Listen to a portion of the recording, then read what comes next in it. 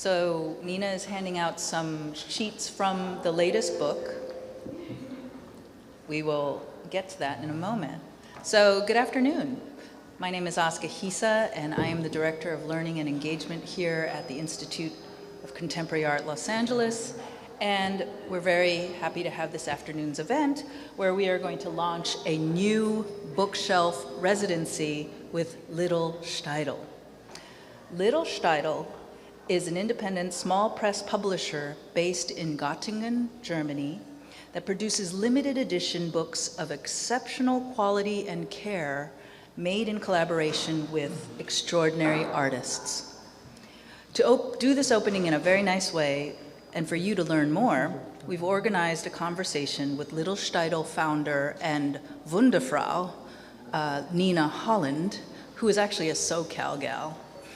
And she will be joined with LA-based multiple media and multifaceted artist Greg Colson, with whom we celebrate the release of his new Little Steidl book, 14-Day Juice Challenge. And you're all going to get a chance to touch a part of it.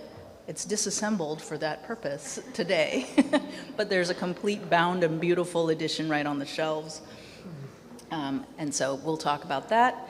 And this chat will be moderated by Curator Glenn Phillips, also a Little Steidl fan and aficionado of exquisite things old and new up at the Getty Research Institute. There are more formal bios in these sheets on these sheets that have been placed on your chairs so that you can be further impressed with our lineup of speakers today. So I want to tell you a little bit about the Bookshelf Residency.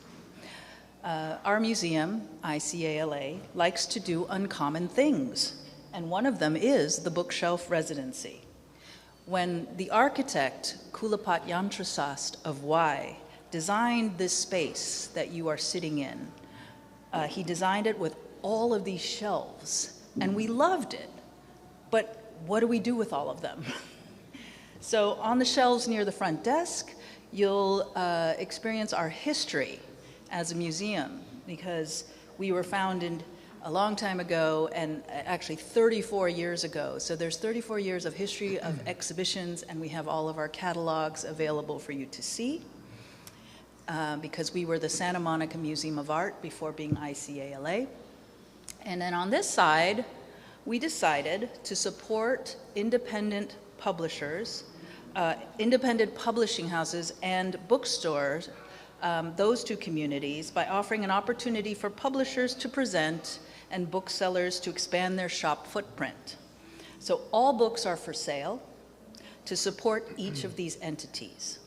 And beyond meeting and working with inspiring people in the arts and culture book community, ICALA does the Bookshelf Residency ongoing to offer opportunities to discover, learn, add to one's personal library, and encourage the non-digital wonder of books. So while you are here, yes, okay. So we have the shelves as the exhibition. Little Steidl has the majority of the shelves. On the other side of the shelves is an independent bookseller from Boyle Heights called Other Books. And in the annex space is an intimate exhibition with a beautiful video showing you the process and the atelier of Little Steidl and Nina Holland at work. So please enjoy those exhibition elements, and our current exhibition, The Condition of Being Addressable, co-curated by Legacy Russell and Marcel Joseph. We have other upcoming events, so please look out for those. We'd love to see you here again. And also, before I forget, as part of this exhibition, there is a handout that is a guide as well to what you see on the walls, and this is a beautifully printed, of course, handout, souvenir. Get it signed by Nina Holland while she's in town. And then I guess this is the other housekeeping. We like to hear from you, so if you wanted to help us out by giving us some feedback, and you can put this really quick survey in the box over there, and we'll tally it up and we give out prizes. So without further ado, let's get started. Thank you all for being here.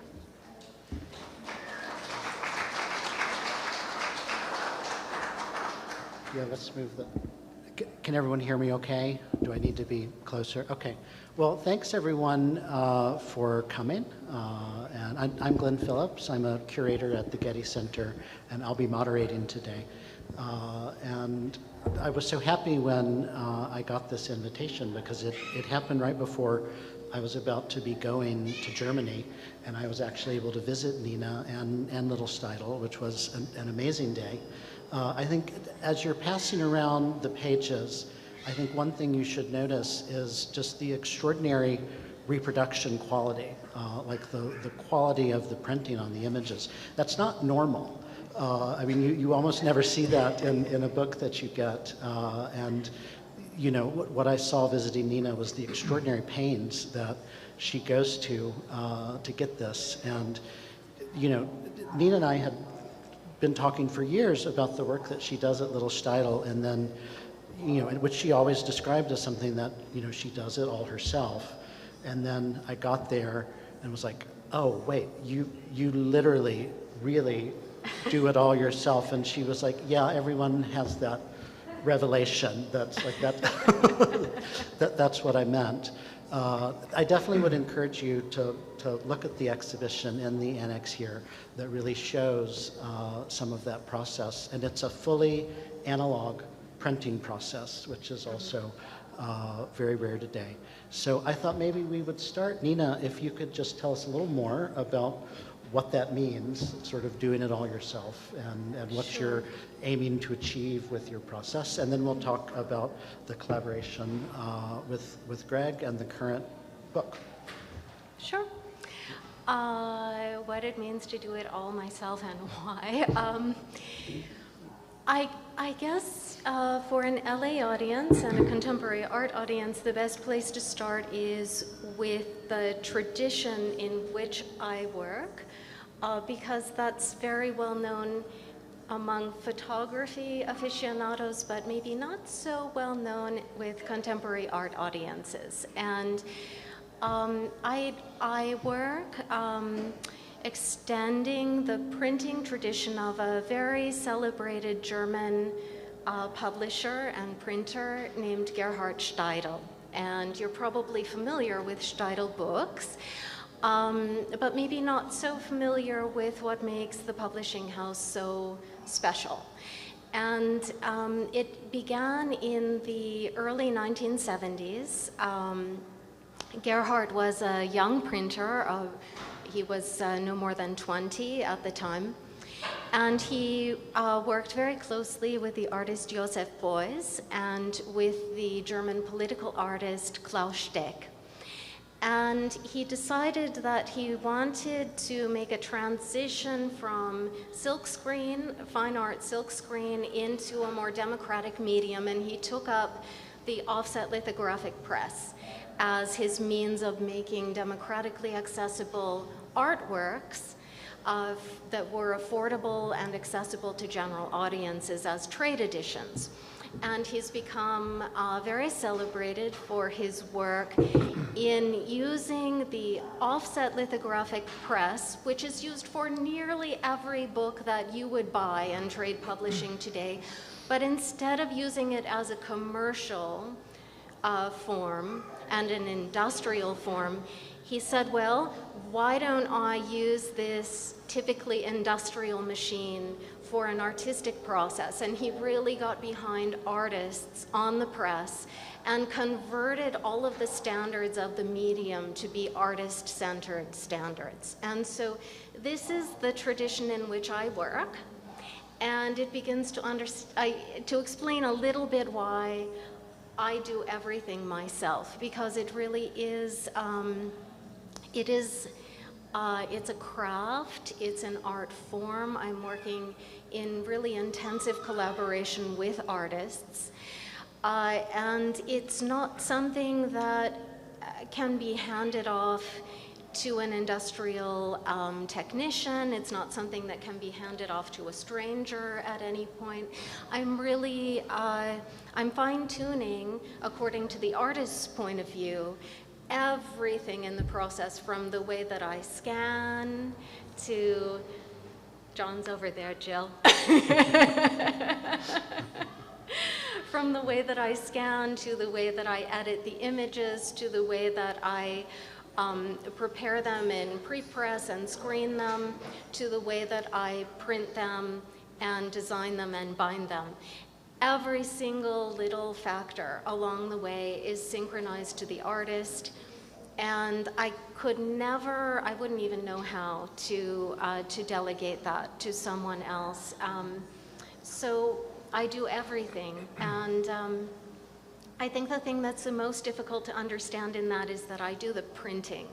I don't have a technician or a printer who I hire, but I do have my own printing press. I put the inks in myself. I run the press myself. I lift the ton of paper to load into the machine and load it back onto pallets. All of that is my work, and it's my way that I can stay in very fine communication with the artist around every single detail of how the book comes together.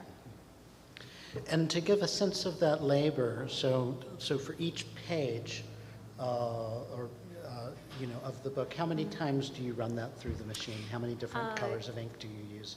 So the answer just depends on the project itself. There are two new books that we're showing. Greg's book has just come in. The 20 advance copies are here. More will be coming in. And then another book that I've just printed, which is a children's book, is shown as folded and gathered signatures on these tables. And feel free to touch them and look through them. For these two new books, I used a very antiquated process called wet on dry, and that means that I print only one ink at a time. The sheet runs through, it gets that hit of ink, then it has to sit for 24 to 48 hours to dry completely before I put the next ink on. And so Greg's book is a 4-color process plus varnish, and if you look in the annex, you'll figure out what that means. So there are 4 different inks plus a varnish is 5. So that means that each sheet for one side is going through the press 5 times, and each sheet for the other side goes through the press an additional 5 times. So for every sheet in the book, it's gone through the press 10 times. And there's no fast way to do this. You can only print 1 sheet per day, and then you have to wait and come back to it the next day. And so it can become quite nerve-wracking when you've got a schedule and you have to meet a deadline. It's really slow. So the answer for Greg's book is 10 times, but I also specialize in printing techniques that I develop specifically for artists. For example, for Robert Therrien. And for Bob, I have developed some printing techniques that involve like 35 different inks, and so the sheet will go through the press 35 times to achieve that print. And I looked at examples of that in Göttingen, and it's kind of indistinguishable from the real thing. Yeah. Yeah. Yeah, you should feel that you're looking at something that's truly a real object on the page rather than a representation of something. Yeah. So when I went to Göttingen, it was just days after doing a studio visit with Greg, and that was great too, because then to see these extraordinary reproductions, I think, part of what makes so much sense about this collaboration. Greg, you work a lot with sort of found objects that you transform in these ways, but the sort of incidents on those surfaces are so important, even though that's sort of your starting point in a way. But then that's picked up so well in the printing process, so that you really get a sense of this thing, but then also what you're putting on top of it. Yeah. First of all, thank you, Nina, it's just, I couldn't be happier with the book and the reproductions. And it is so amazing to see this quality of reproductions, and it took me back, some of the works are like 30 years old or 25 years old, and I had all these sense memories just from looking at the reproductions, like when I was using the, hacksaw to you know, cut that section, or maybe this found material that had like a gash in it or a mark or something, and I hadn't thought about a lot of these things in years, but you know, to see them so vivid, you know, it really took me back quite a ways. And I believe, so this is planned to be a 5-book set, is that the idea? Yeah, the idea was that Greg had begun to write poetry, which was a kind of natural evolution out of his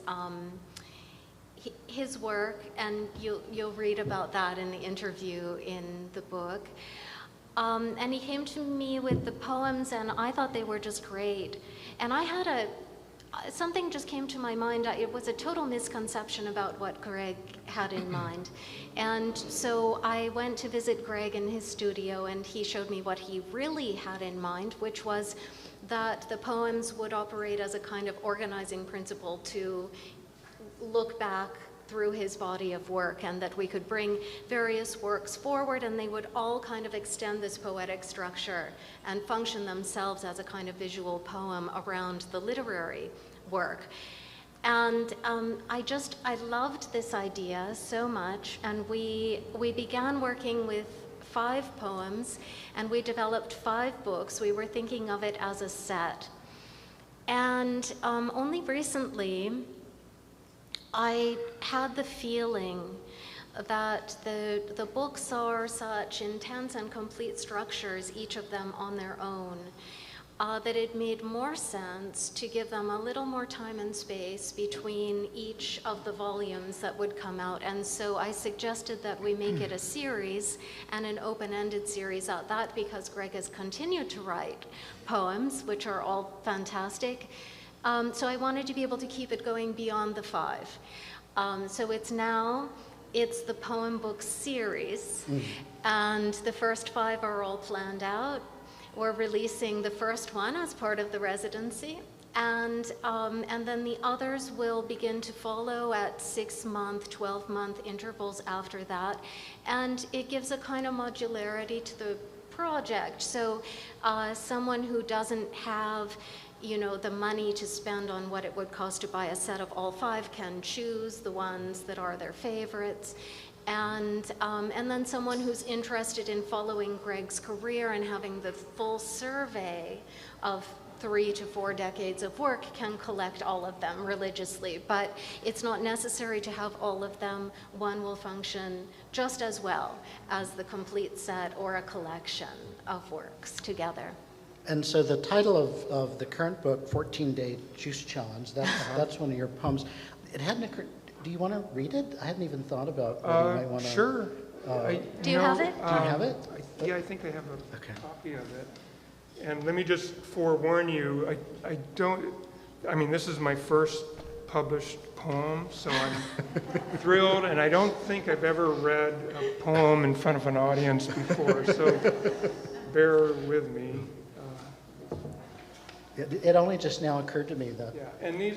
Greg, you can just pull the book off the shelf too if you. No, I found it here, and these are very short poems. You know, they're short and sweet, and you know, I like to get in and get out. You know, and not have it go on for pages. And you know, I like to think I'm accomplishing what I set out to accomplish. So anyway. 14-Day Juice Challenge. That's the title. The Cavitron 3000 and 88 Ford Tempo, Flight 190 to Milan, Cedar Green, split level. The 14-Day Juice Challenge, 500 people protest, 60,000 in attendance, 7th annual Hackfest. So that's it. Thank you. And I'm not, and you know, I don't know if I can, you know, justify this or explain it completely, but the whole thing is kind of held together. It's about counting and designating these various phenomena in society and just notions for, you know, self-help and, you know, attending baseball games or going to protests. And so each of the numerals is represented somewhere in the poem, 0 through 9. So that was kind of the organizing principle about it. And then beyond that, it's sort of non sequitur, other than just the absurdity of life, and there's shifts in scale. And I think in the second stanza, I guess you would call it, there's like a subtle shift, like 500 people protest, 60,000 in attendance, just sort of on the edge of maybe something political or something.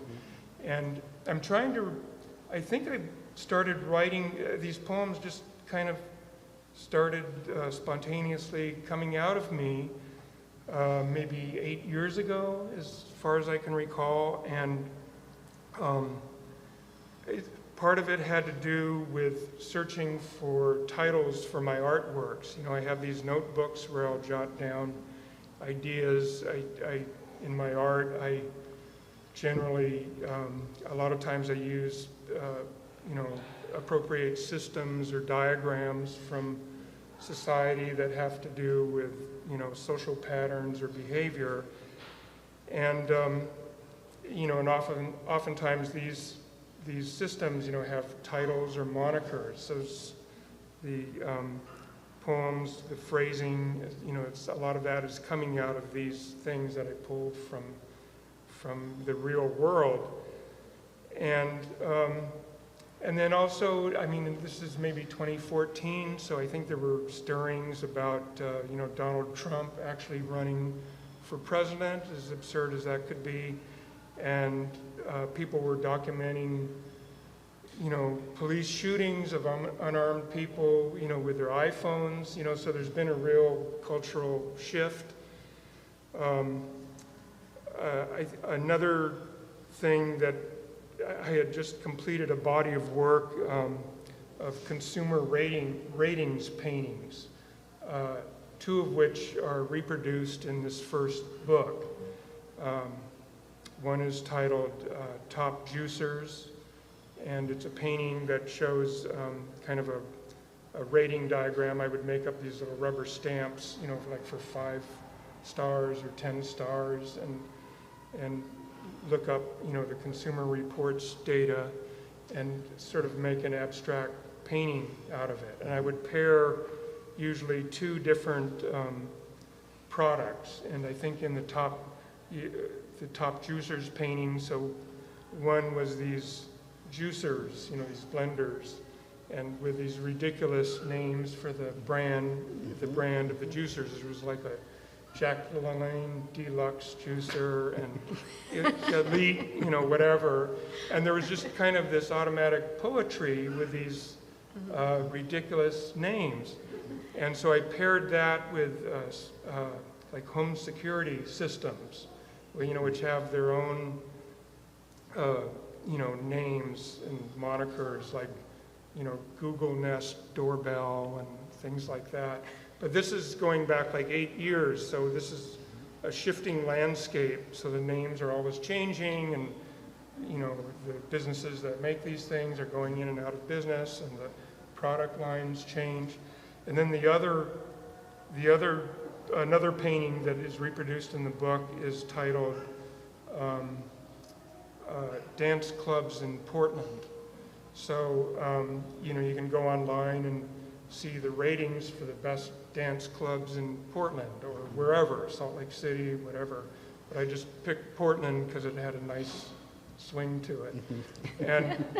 And those, the names of these dance clubs, I don't have them in front of me, but they're just crazy, and funny and poetic in a way. So I think that had something to do with the, I was writing these ideas down, and it just felt like the poem was forming on the page. And I liked, so the poem also became a sort of logic for the book, and what's included in this volume and sort of the thematic. So when you're looking at the book, you'll see, like you talked about shifts in scale, and you see the same thing happening in the works that are illustrated. from a baseball stadium to, forget his- Sewing pattern. Sewing, yeah. And is there a solar system in this one? I can't remember. What system? A solar No. system? No, this one, that's a coming volume. yeah. Yeah. And these sort of ideas of classifying data visualization, it's a kind of logic that's running through the book, but also the humor, the kind of wicked humor, in a way that I think is present in all of your work. Just sort of, sitting there waiting for us to realize that it's also really funny. Yeah, I mean, I came to art, I guess, when I started getting serious about it through, the language of abstract painting. So I think I use a lot of that language in my art, but I also include imagery or concepts that kind of skirt along the edge of something, political or a statement, but not exactly. And there's maybe a certain degree of cynicism, but not so much. I'm not like, I don't want my artwork to be illustrating my opinions, because to me that's too easy. I think it becomes a thing where maybe the viewer feels pressure to say, well, I like this work, or this is a great work because I agree with the premise. And, there's lots of art that I completely agree with the premise, that, it totally works on that level, but I don't necessarily think it's challenging art, And so, I was brought up to think, art is more complex or more challenging than that, and it's my, weird, vision, what's the word, crankpot or whatever, what's the word, crackpot vision that is formed out of whatever has influenced me, and I don't know if it's right or wrong, but it's somebody just trying to exist in the world, and going out for my hikes, and maybe finding something on the street and bringing it back in, or seeing a sign or something and writing down an idea when I come back. So it's almost like making a report from society. And and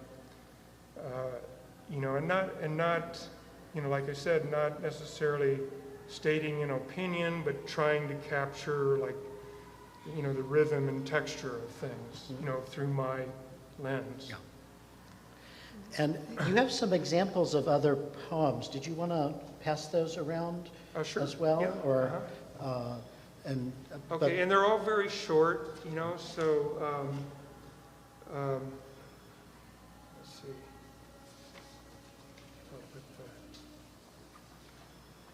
The book also includes an interview between Greg and Nina. Will that happen in each book, or is that special one for the first one? I don't really know. I mean, I right now I think it will continue, not necessarily with me in the lead role. I may bring other people in to be in conversation with Greg. We've had a few ideas over time. I just want to leave it a bit open-ended each time. It's when we separated the books so that it's no longer a set, it gave me a chance to think even more in-depth about each and make it its own thing. So I anticipate that there will be some changes and refinements to the next four as we approach each one. And we'll just, we'll look at that issue each time. I think initially my concern was to address the issue of poetry and the poetic form, because I think in visual art the term a poem is tossed around very lightly. So I wanted to engage Greg in the interview really to show that we are thinking of this rigorously as a literary form, and to look at the ways that the poetic form is connected to the way that he makes works and assembles works together. And so this is a kind of microcosm that comes together of different works, and we're looking at the poetic structure and how that is tied into the literary work. So that was my impetus this time around. But for different books, there will be a different focus, and we'll just see how it develops. Another thing that's reproduced in the book are comic strips. And you started making comics kind of as a young artist, is that? Well, yeah, I guess it really started in graduate school, and I guess I had done some kind of off-the-cuff comics before then. I mean, I was an artist in high school and did drawings and stuff, but when I was at Claremont in 1970, from 1978 to 80, I began kind of doing the cartoons on a somewhat regular basis, maybe one or two a month. And, and being at Claremont, was just kind of a whole new experience for me, because I grew up in Bakersfield, actually Oildale, a suburb, a very industrial suburb of Bakersfield, which is about as far away from the conventional art world as you can imagine. And but so when I was thrown into this art world and these students from back east and very sophisticated backgrounds, it just kind of juggled my brain around, I guess. And so I did some cartoons, kind of, send-ups about the art world and criticism and artists, and, and very playful. I don't think I was mean about it or anything, but one of the cartoons I did, Robert Hughes, the art critic for Time magazine, had this big multi-part series on the new art world. I think it came out like in 1981. It was called Shock of the New. And, and it was really a very compelling program, and he was a good writer. I didn't always agree with him, but, I certainly respected him, and he was a serious writer, and this was a very gripping series on PBS. And so I did this stupid cartoon about him. Let's see. Okay, I think it was, the title was Initial Ramifications of the Robert Hughes Art Broadcasts. And here, I'll just and so I go through this whole thing about, he's doing an introduction, and he kind of had a dramatic flair. He had long hair, and he'd be standing at the base of the Empire State Building, and his hair would be blowing in the wind. And, he was a little melodramatic, but, it was really good stuff. And he, I remember he was kind of tough on some conceptual art and some of the more avant-garde aspects of contemporary art, and he like called their bluff, and and he had his ideas about what great art was. So I'm just kind of riffing on that, and so I'm going through the cartoon, and I don't remember the exact structure of it, but towards the end of it, I sort of conclude by saying that his biggest impact was actually not on art itself, but on contemporary artists' hairstyles.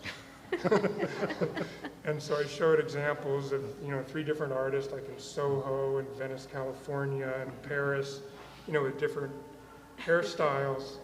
And then I think the last panel, it shows like a drawing of a David Smith sculpture, and then a portrait of Robert Hughes, and then all these arrows kind of going from his hair and circulating around the David Smith sculpture, showing his influence. So that's just an example. And I brought some examples of a few other cartoons. I mean, this is just kind of random. And I only brought the ones that I think hold up. A whole lot of them I don't want anybody to see. This first one is sort of about Richard Serra, although I don't use his name, but his splashed lead pieces, and maybe my theory about the genesis of that, where he's feeding his cat. He's throwing the food on the plate.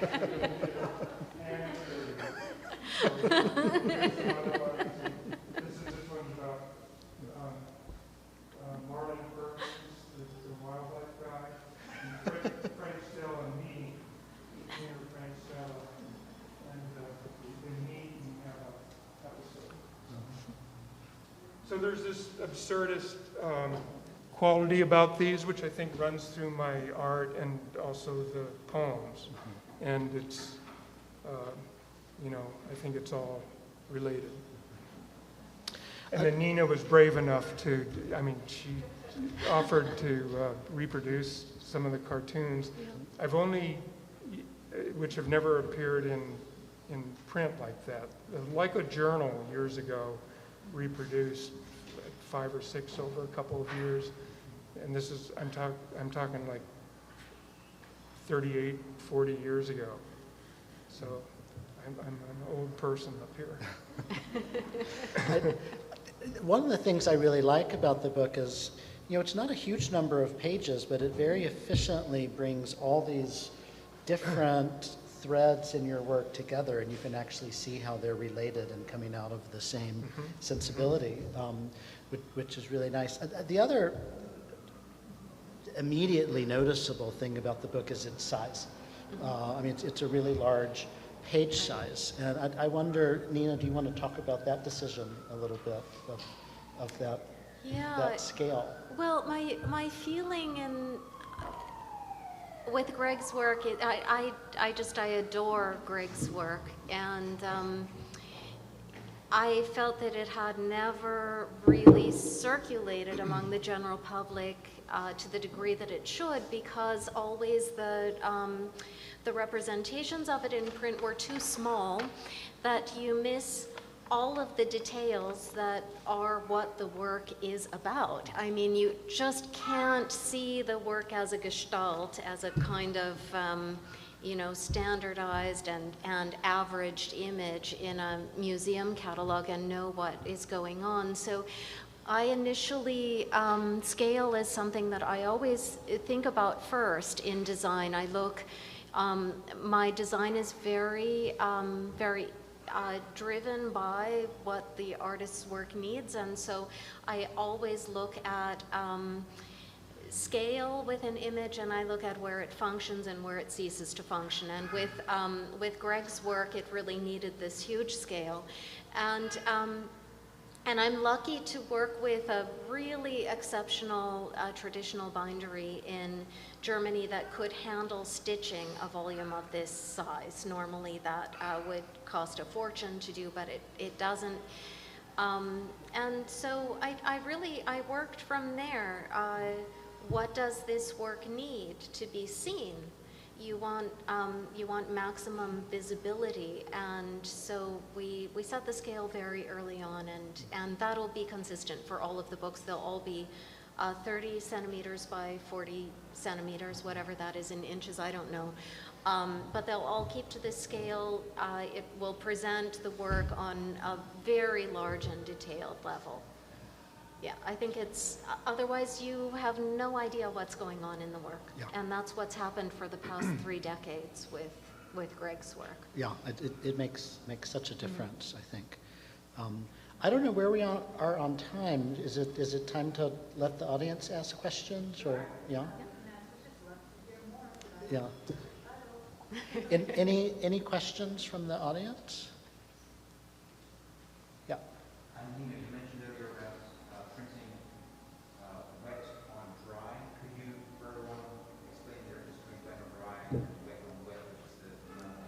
Sure. Yeah.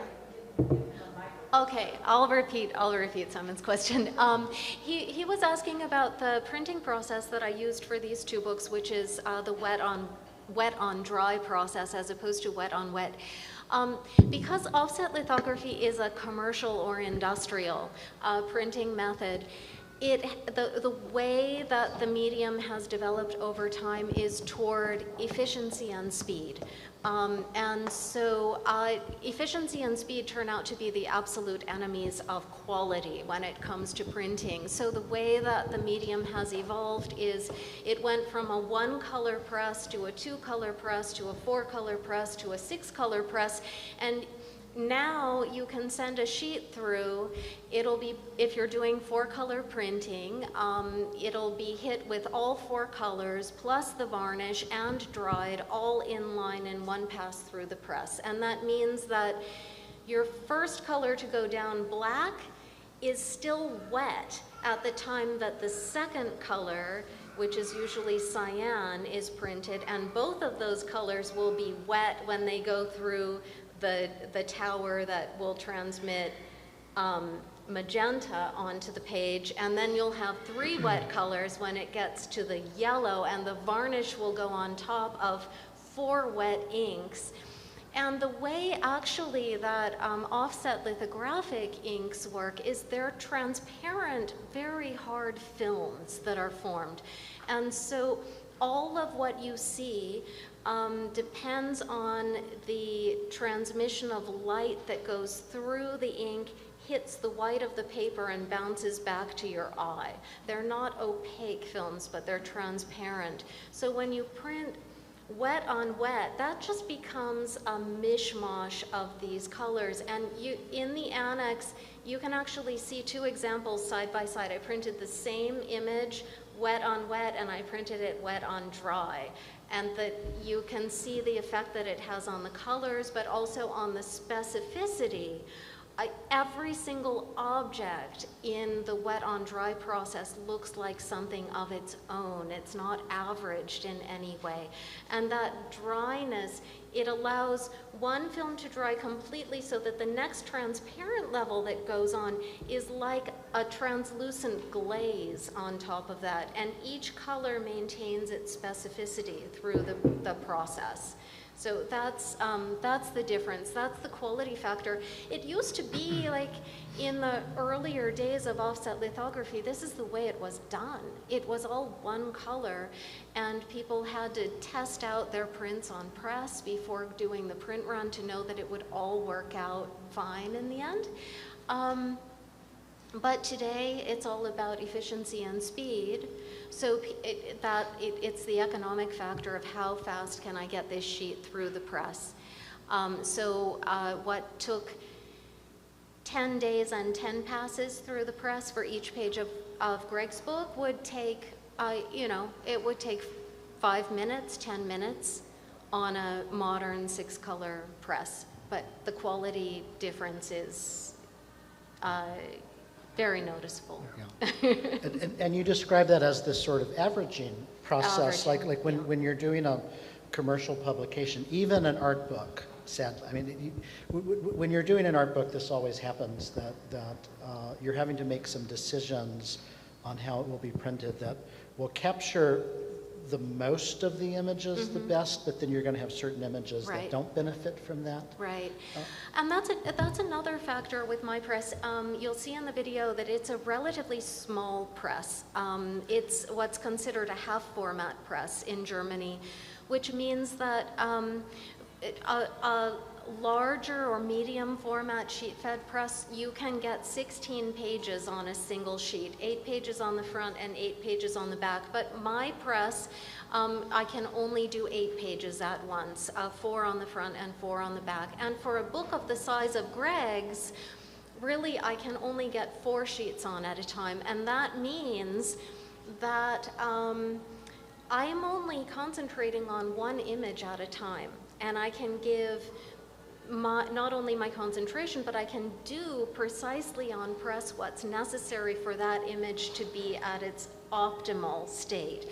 I don't have one image above another, and when that happens, you have to, it might be that the top image needs a lot of magenta and the bottom image needs very little magenta, and so you have to strike an average between the two to make both somewhat acceptable. I would never put a project on press in which I have to accept a somewhat acceptable option. If I see that, that a book would fall with one image above another, I will actually divide those pages so that I'm only concentrating on one image at a time. Because again, this is the way that something would be printed in a fine art process as opposed to a commercial process.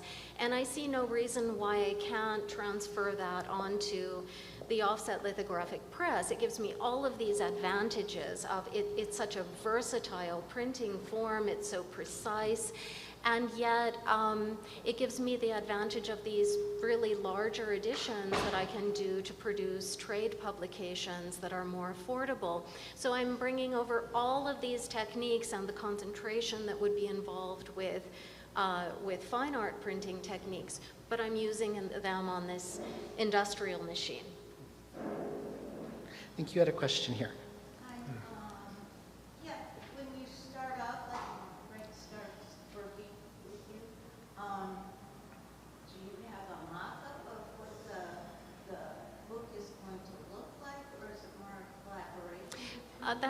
That's a really good question. So I tend to work with artists who would be considered masters, who are later in their career, who have an extremely developed vocabulary, and I tend to have had a past relationship with the artist in the studio, so I've been tracking the work over a very long period of time so that I know the work process, I know the vocabulary, because it's never the case, even when I work with a master bookmaker like Lawrence Weiner or John Baldessari,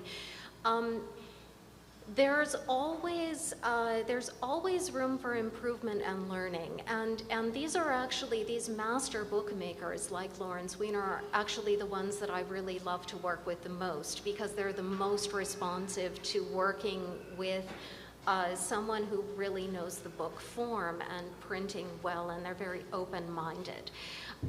But typically an artist doesn't have the knowledge of the book form, the book structure, of typography, of design, and all of these things really function outside of the realm of the artist's work. So it is always a collaboration. The books are always developed between the two of us. But I'm playing the role of the bookmaker in the collaboration, and I think that the easiest way to explain it is that my work comes equally out of music and visual art. I studied music very seriously when I was young and gave it up at the point that I was going to college, but I actually prefer the process of music much more than in the sense that I always liked to approach a composer's work and to use my instrument, which was the piano at the time, to figure out how to develop a performance and an expression of that work that would then be performed on the instrument. So I like to approach someone else's work, figure out the mechanics behind it, how it works, how the vocabulary functions, and then figure out how to express it. And bookmaking for me is exactly that. I've traded my piano for the printing press. I'm not approaching a composer's score, I'm approaching the artist's work. But just like a score, it has a vocabulary, it has a structure, and I work with the artist to figure out within this form of the book, this tradition, it's a tectonic form, how are we going to make this work speak? How are we going to bring it to life? And so it's always a collaboration. I've never, the closest I've had to an artist bringing a book pretty much intact is Lawrence Weiner, but we actually transformed his work pretty considerably before it was published. And he was very appreciative of everything that happened in that process, really, really open to it. And Greg, what was that process like on your side? Well, I was just going to say, first of all, it's interesting to hear about your musical background, because, you know, I'm coming at poetry, you know, kind of from left field. You know, I never really had written poems, particularly. Probably the closest thing to poems was the cartoons. But, you know, when I've been thinking about it, you know, more of a lot of I think a lot of influence, you know, regarding my poems, you know, it has more to do with music, you know, and certain lyricists. Yeah, I'm thinking of, you know, the Bob Dylan song, Leopard Skin Pillbox Hat, which is such an unwieldy title and phrase, and yet he works it into this amazing song. And so just, you know, not in a formal way, but just, I think, you know, just over the years listening to music, you know, Chuck Berry's lyrics are amazing, you know, like No Particular Place to Go, if you know his music, and just, yeah, I mean, it really is poetry. Late Beatles, some of Beck's early songs in the mid-90s, like Hot Wax and what's the other one? Devil's Haircut.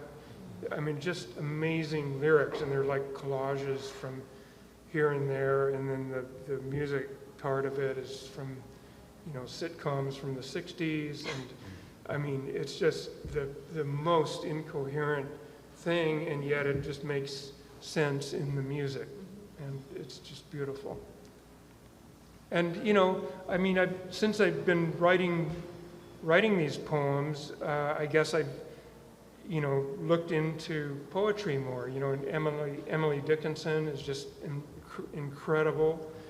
A lot of contemporary poetry is more free form, which, you know, just for me, I have more difficulty with that. I think my poems are more, maybe the structure is more traditional, and, you know, they rhyme, and there's rhythm and music in the poem. You know, not that I know what I'm talking about here, because I don't really come out of poetry, but I'm just sort of, you know, this is my response. And to me, there's kind of a connection between how I go about poetry, like finding phrasing or, you know, names of products out in the world, or things I read in the newspaper,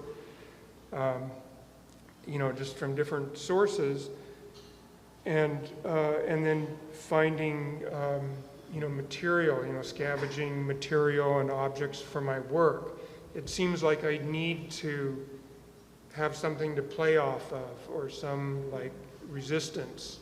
You know, if I find a pizza box on the ground in the alley and it has a big grease stain on it, something about that appeals to me, but I have to deal with that grease stain, you know, with whatever image I'm putting on it, and it's sort of a contradiction, because you know, it's almost like I'm looking to have these limits or restraints. Like in the structure of the poem, you know, if you have to rhyme something, that's limiting what words or phrases you can use. You have to find something to rhyme that works with the music, and I find that liberating in a way, because it gets me out of my own head and forces me to use a word or a phrase that I wouldn't otherwise have come upon. You know, I go to the thesaurus and, you know, search for something, and it, you know, so I think it just lends you know, paradoxically, a kind of freedom to the poem that, you know, it's not all about my preconceived thing. It's something I've had to deal with, and I've always felt that way about my my artwork. You know, I have difficulty just starting with a blank canvas. You know, I need some resistance. I want to, you know, use it like an old mailbox or an inner tube. And, you know, I think of it as like an exaggerated stretcher bar that interferes with this official diagram or system and intrudes upon that system. And it's almost like a metaphor for thinking about, well, you know, what is the system that we're using in society? Is it really doing what it should be doing? Is it a good thing? And I'm sort of placing it, you know, floating in this nondescript panel that's maybe has some wear and tear or has other associations. So it's almost like looking, you know, if you're watching the news, you know, if you're watching the January 6th hearings, well, what news source are you watching? Are you watching Fox News? Are you watching NPR? Are you watching MSNBC? What are the ramifications? What's the slant of these people who are packaging the news for you? You know, so that seems kind of relevant. And I don't, you know, I try not to get super specific in my work with the exact statement or my opinion about, you know, what this seating plan means or you know, what this solar system means or what this pie chart subject means. You know, I want to allow the viewer to have their interpretation. And I like that discussion also of sort of needing a limitation. Limitations give us an assignment, right? And sometimes it's kind of nice to have an assignment. Yeah, and it's a freedom. It's a contradiction. It's like freedom through, you know, within reason. You know, not every situation you can have so many limitations. If you're bound and gagged and thrown overboard at sea, well, you're not going to get much creative work done. But, you know, if you have some degree of limitation, you know, it can lead to kind of a perverse freedom. Other questions from the audience? Here, just wait for the microphone. Two more, okay. Hi. Speaking of limitations, I'm very curious as to where your mind goes when you say walk into, I don't know, a Barnes & Noble and you see a Taschen's Oh, goodness. 19th century best artist or something like that. I'm just curious what you think of other artists' limitations and how that influences your process. Other art, I want to make sure that I understand the question. Other artists' limitations that... When you see books say that are maybe not up to your process. Oh, I see. It's a bit depressing, I have to say. Yeah, it really does throw me into a depression. I have a really hard time going to art book fairs. It's just too much.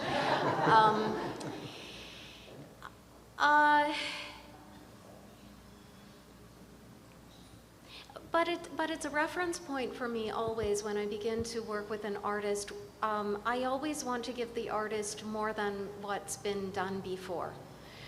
And this is, I think, my point also with working with like book masters like Baldessari or Lawrence Weiner, is that you often are not even aware of what they've wanted as artists. Like there is a tendency with these, with the artists who really specialize in the democratic book starting in the 70s, like Richard Long or Lawrence Weiner or Baldessari, Ed Ruscha.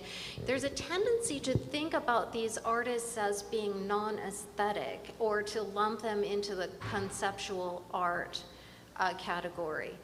And inevitably what you find out when you work in depth with these artists is that they are extremely aesthetically motivated. They just haven't had the opportunity or the context hasn't existed in the world for them to really put forward their work in a book form in a way that they have wanted. And so what we found was that Baldessari was making extremely aesthetic and elegant choices when provided with options. but no one had ever come to him with the possibility of doing anything other than something that was non-aesthetic and conceptually driven. So I'm always looking to what's missing. So other publishers' works are very helpful to me in that regard, because I want to pick up on some of those things in my own process with the artists that I see missing in other publications.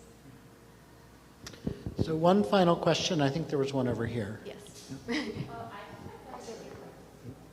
I was kind of curious about the scanning process. Sure. Like everything that goes into capturing the detail of the work before it gets printed. It's a great question. I use an antiquated scanner. It's called a Heidelberg Prime Scan. It's an enormous drum scanner that was made by Heidelberg, which is also a printing press manufacturer.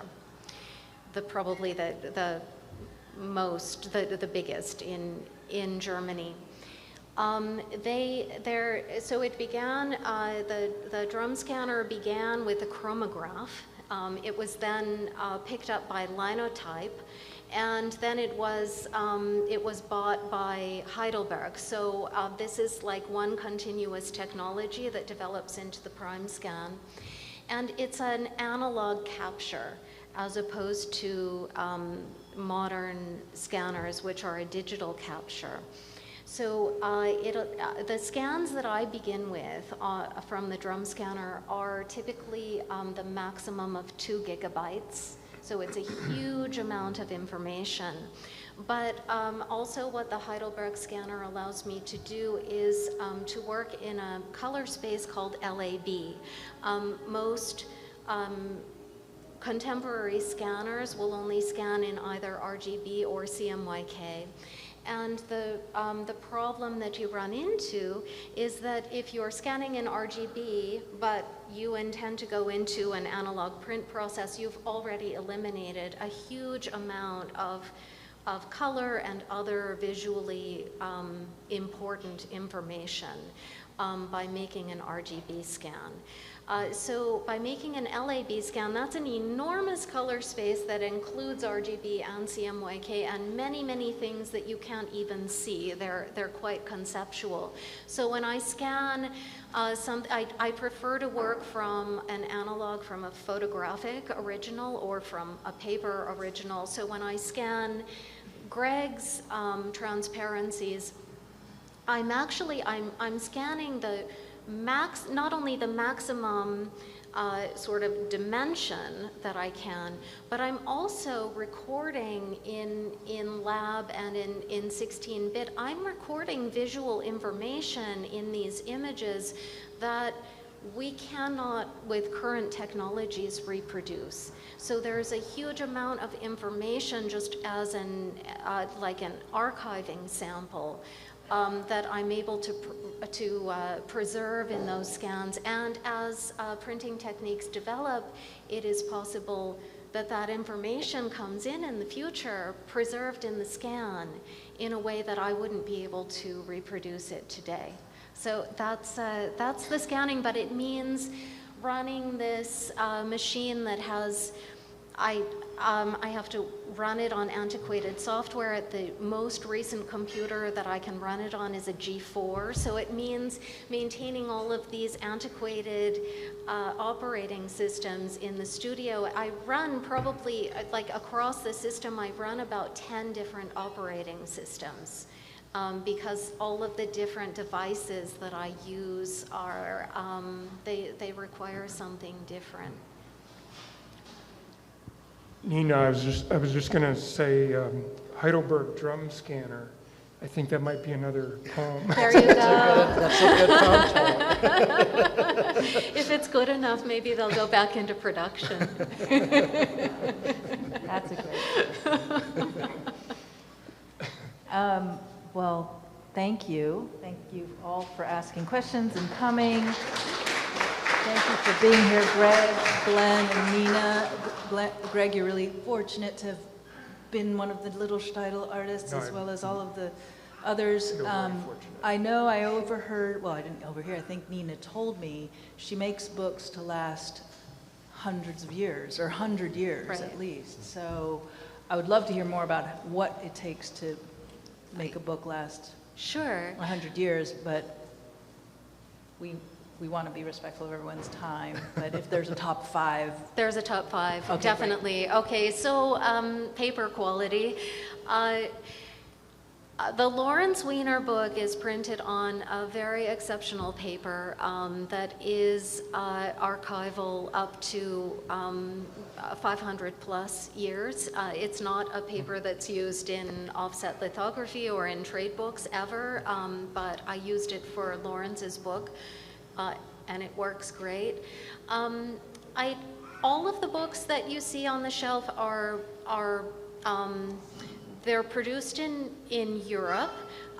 They're bound in Germany, and this turns out to be a really important factor because all of the book blocks are stitched, and I work with a bindery that again is about quality rather than speed, and so they're using all of the traditional materials that really have to be manipulated by hand rather than in a fast inline process going through a machine. So for example, Greg's book and also Anthony Wilson's book are both bound by this bindery, and they use a dispersion adhesive, so every spine of every book is glued by hand. After it's stitched, it's brushed with glue, it's formed by hand. All of the Verstärkung, reinforcement, Yeah. thank you. That's all put on by hand. The spines are rounded by hand. And this is something that can only be done in Germany today. I mean, really, it's come down to a couple of binderies. And so when you pick up a book from like 1975 and before, you'll notice that it has a distinctly different weight. It has a different sense of firmness. The spine is much more durable. These books are not falling apart. All of those are features that go into a traditional binding and that make it durable. And to the extent that I've been able to, I am doing all of that in the Little Steidl books. It means extra care. You have to speak the German language. You have to really get in and find the right people. But I just want to emphasize that it is still possible to do that today. And so always on the colophons of my books, actually the answer is on every colophon. You can get the answer to your question, Asuka, because I list what the paper is, what the pH level is of the paper, how it's manufactured. I tell you who bound the book. Like any factor that's critical in the quality and durability of the book is listed on the colophon. You can look up that material, you can look up that manufacturer, and my hope is that I drive people to these materials and manufacturers over time. all right. Join the slow book movement. All right, I think we can close with that message, that call to action. All right, thank you, everyone. There's a reception, and hang out and talk to each other and talk to Nina and Greg and Glenn. Thank you. Hey, Wasn't so bad. that's great. It's a good turnout, too. All